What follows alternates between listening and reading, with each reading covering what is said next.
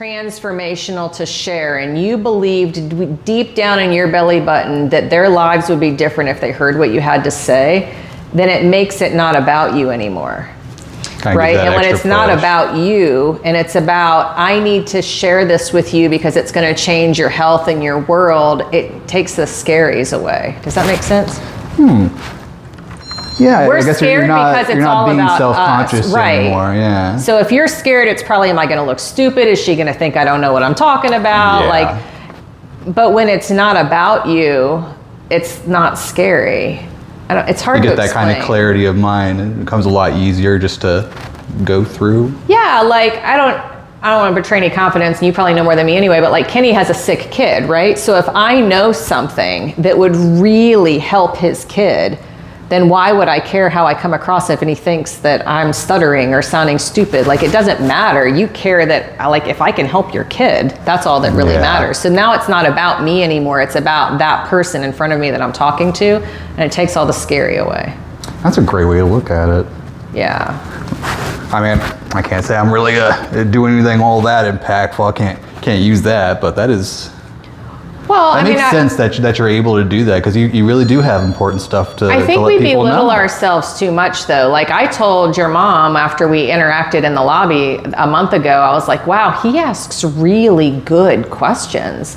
That's a skill. Like, that's a gift. Everybody doesn't have that. So you're like super listening and tuned in, and you're listening so that you know what question to ask next. You're not already thinking about, I have this list of things I'm going to ask, so I'm not even really listening to what she says. I'm just waiting for her to shut up so I can ask the next question.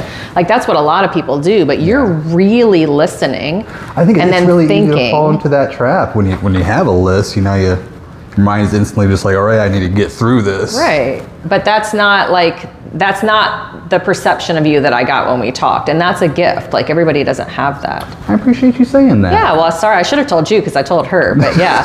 No, I think it's, people in the world just want to be seen, right? Most of the time we're not seeing people. We're so into ourselves and what we're doing and jumping on to the next thing. Like, people just want to be seen and heard and listened to, and you have a really nice way of doing that. So, yeah. Appreciate that. You're welcome.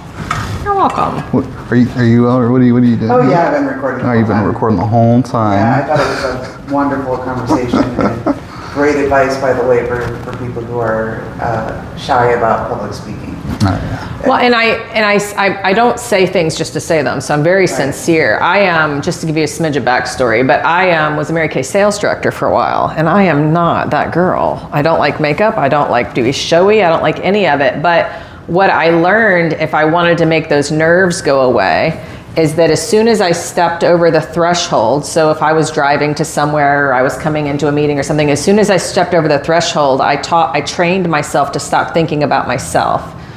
So it was like a transformation, right? So I'm going from Theresa in my car thinking about all the things to, okay, now I'm here to serve you.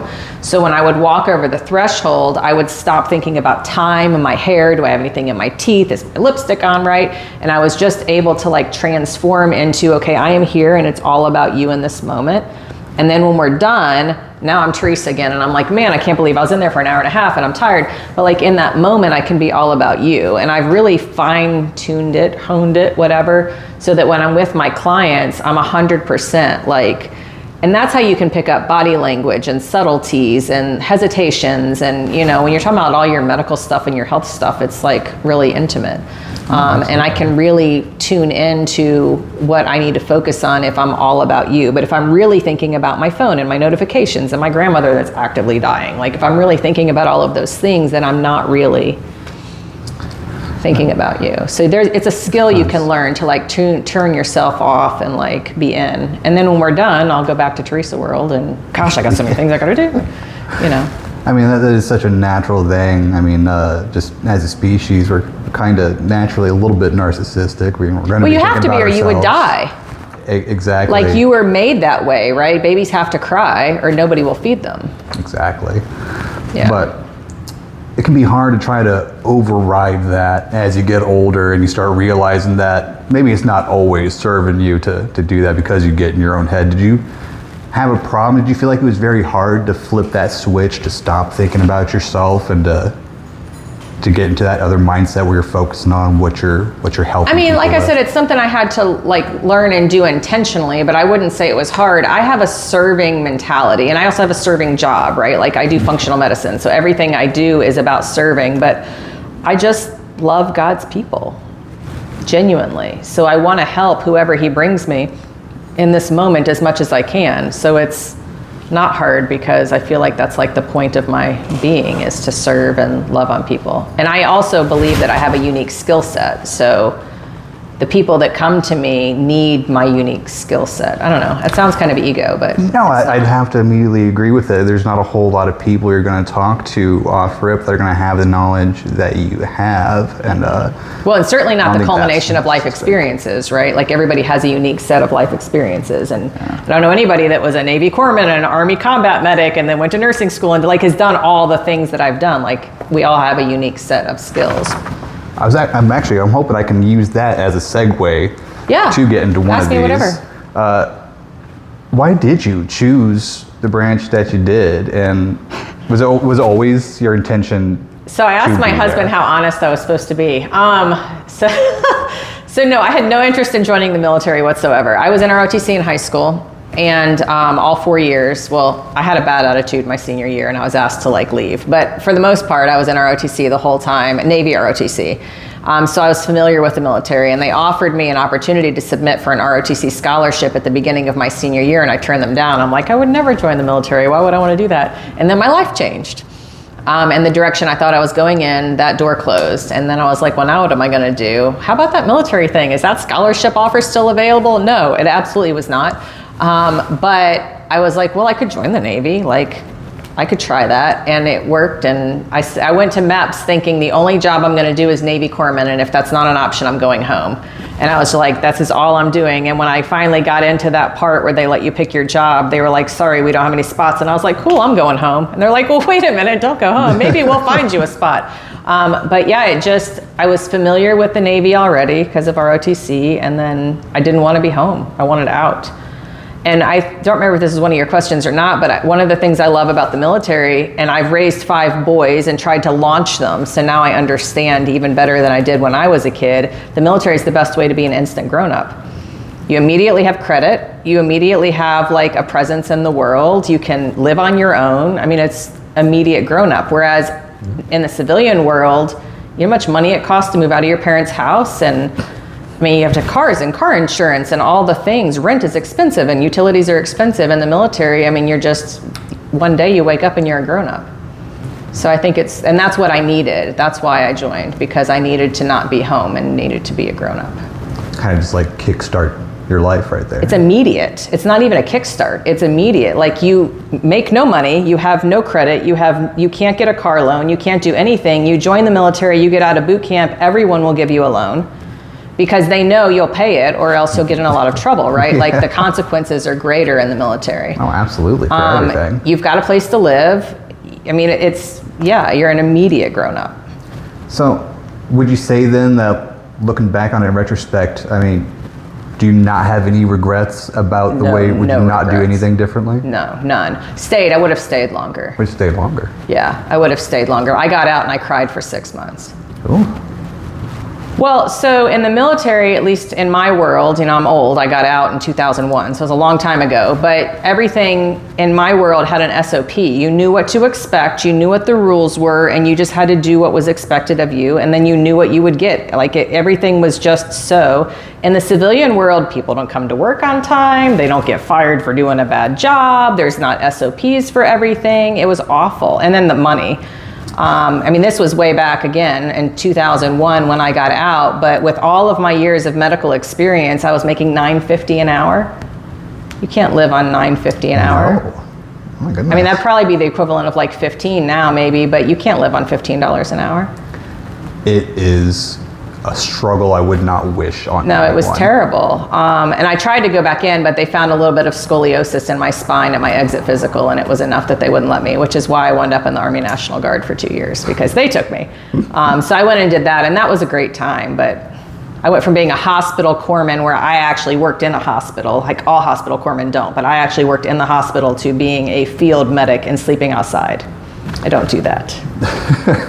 Not an outdoorsy type? No, I don't sleep on the ground where it's wet. But I loved it, and I love gaining new life experiences. So I'm so grateful for every single experience I've ever had. But I mean, is there a certain experience that stands out? Like, do you have a favorite memory of your time in the service? I mean, No, I loved all of it. So one of the things in my experience, it's probably different for everybody, but I went to Camp Lejeune first at the Naval Hospital, and I would work a job for about 6 months, and then they would move me to something else. And I would do that for about 6 months, and then I got moved to something else. So by the time I got out of the military after about 6 years, I had worked in a pediatric clinic and gave baby immunizations. I ran EMS as a basic EMT. I worked in a sports medicine clinic. I worked in an orthopedic clinic and rolled casts. I worked on an inpatient unit and did huge abdominal dressing changes at 19 years old. Like, I did so many, I've done more in my career so far in the medical field than most people do the whole time. Does that make sense? Like, done so much. We were talking in the beginning about there's nobody that has lived my life experiences. Like, that's part of what I bring to the table. It's crazy the amount of things that I've done. And the military did that for me. I can't imagine at such a young age being responsible for so much and doing as much as you have done. And I gotta commend you for that, because I definitely wouldn't have been me.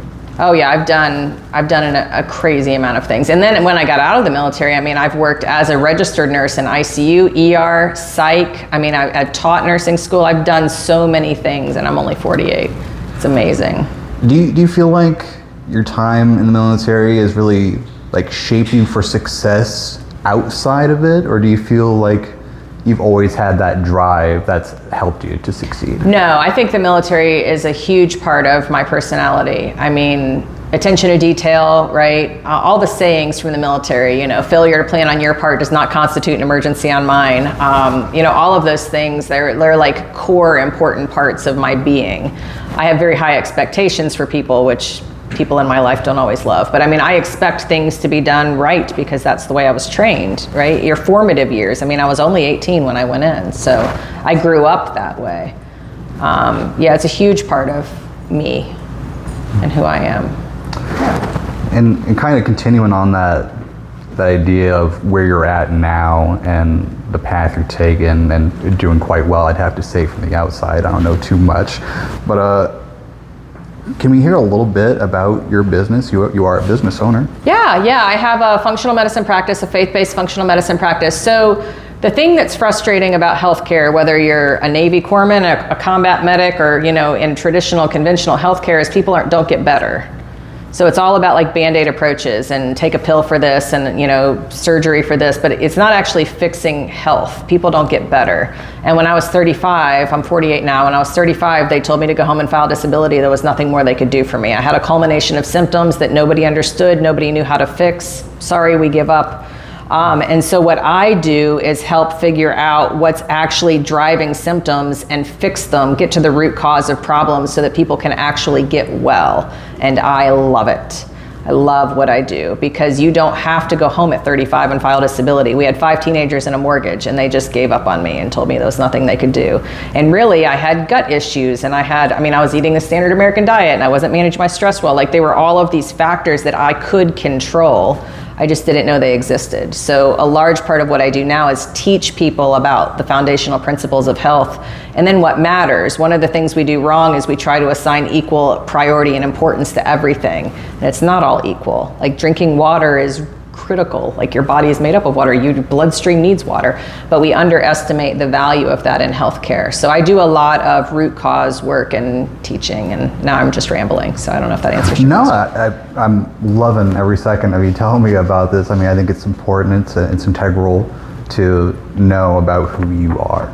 Thank you. So I appreciate you actually telling me about it. Yeah. Let's see if I had anything else in here. I think I might have ran through it a little quick. That's right. I'll tell you this. Of our 5 boys, 2 joined the military, and I think it was the best thing that they could have done. You're an instant grown-up, but it also gives you a lot of confidence that you don't get otherwise, right? They teach you a job, you learn how to do it, and then you just get to flourish, I guess. It's so different than the civilian world, where you're just one of many. I don't know, it's hard to explain, but I think the value of joining the military, growing up that way, and then choosing what you want to do with the rest of your life should not be underestimated. Absolutely. And on that path, is there anything that you kind of talk to your boys about to warn or kind of prepare them for? Like, what's the biggest hurdle or the challenge when you're first entering military and going into service? The biggest challenge to me is taking orders from people that maybe don't always know what they're talking about as well as you would like them to. But that's a problem in the civilian world too. I had a bad attitude in high school and in the first couple of years of the military. I did not get promoted. I did not have a successful career on paper, I'll put it that way, because it was really hard for me to take orders from people that I didn't have a lot of respect for. But again, that's a civilian world problem too, right? So I think that's been my biggest advice is shut your mouth, and there's value in learning what kind of leader you don't want to be, just like there's value in learning what kind of leader you do want to be. So do as you're told, shut your mouth, and then learn from every opportunity, right? And then don't do things that are dangerous just because they told you to. But yeah, I just think there's value in all of it. Absolutely, I'd have to agree. I mean, I haven't really heard too much of downside from anyone that we've talked to or that I've talked to before this. It's always spoken of with the highest regard. And if there's ever any kind of problem, it's usually left to a human element and not the military itself. Right. I mean, there are things you don't like, but there's always going to be stuff you don't like. You asked me early on something that made me say I wish I had stayed in longer, and that when you get out and you move into the civilian world, you're like, oh, maybe that wasn't so bad after all. Like, the things I was complaining about, while there's validity to that, is way better than what you're dealing with in the civilian world. People don't come to work on time. Like I said, they don't pay attention to detail. They don't take their jobs as seriously as they should, and that is really a difficult re-entry thing to deal with. Like I said, I have high expectations. I like things done a certain way, and the civilian world's not always like that, which is why I'm an entrepreneur now, right? Like, I'm doing my own thing because the healthcare system and the medical field is broken and it's a mess, and I disagree with most of it. So I've left and I'm doing my own thing. Well, I think that's really all you can do, and it's a thing that a lot of people who want to make change don't actually take the step to go and do. So I think which is such a shame. I tell my kids all the time, you're not a tree. Like, you're not planted in this one place and you can't move. You can actually go and do anything that you want to do if you want it bad enough. So stop complaining and change something about your life. If you're not happy, do something different. Absolutely. Yeah. Theresa, it was very lovely to speak with you today, and I thank you so much for coming You're welcome. to Thank talk you for about your all time. this and being so willing to share about your life. Absolutely. You're welcome. Thank you. And thank you all for listening in today.